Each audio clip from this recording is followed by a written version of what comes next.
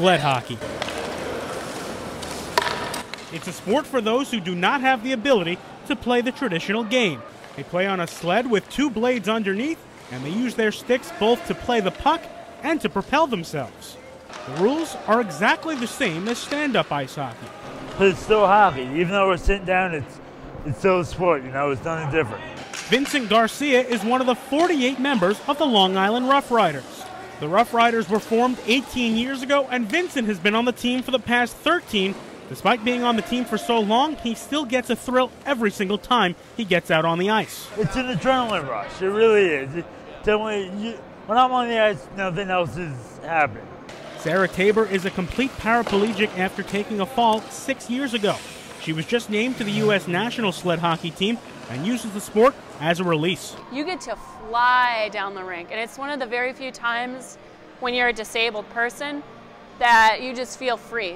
The team has people from all walks of life, including a few wounded warriors. Christopher Bustamante was injured while serving in Afghanistan, and he thinks the team is very much like the Army. They make sure that nobody's left out, and that just echoes with some of the Army, the values, you know, is that you don't leave a man behind. And so on the ice, you don't leave a teammate behind. Brian Bloomquist is the president and head coach. He has been doing this for the past 11 years, and it all started when his son wanted to start playing the game. The biggest thing Brian asks from his team is happiness. So we measure their success in smiles, not ribbons and first place and smiles. I can't teach smiles. If they come off the ice smiling, I've done my job. Brian also has another job, making sure that no athlete has to pay for anything. The equipment and travel to tournaments is all covered by the team. I don't know what their medical coverage is. I don't know what their financial status is. Not my business. I don't want to know. All I want them to know is that this will never be a burden on you financially. That's my job. That's my burden. The most unique thing about the Rough Riders, they will never turn somebody away.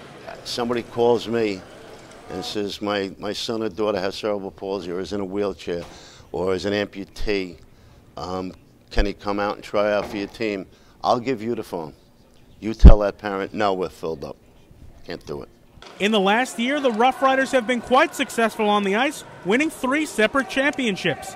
But it's been the joy of getting out on the ice that's their own personal Stanley Cup.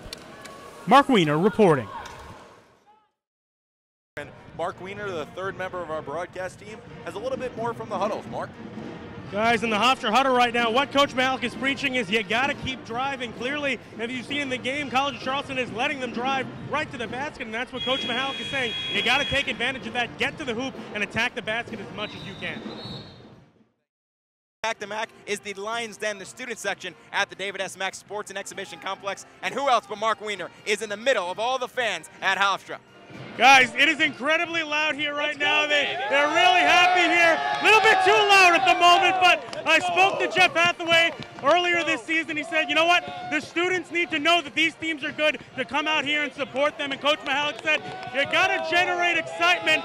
Clearly, they're generating enough excitement here in the Lions Den. This place is absolutely packed and loud during the game. Thanks a lot.